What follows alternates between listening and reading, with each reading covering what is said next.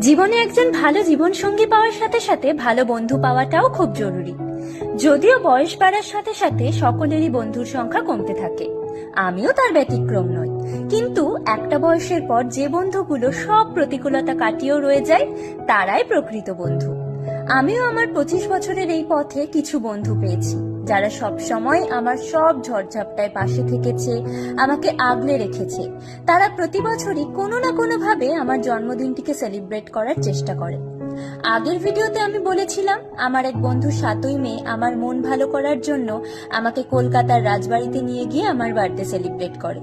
10ই মে হঠাৎ সন্ধ্যাবেলা আমার আরেক বান্ধবী সোহিনী এসে আমার বার্থডে সেলিব্রেট করে।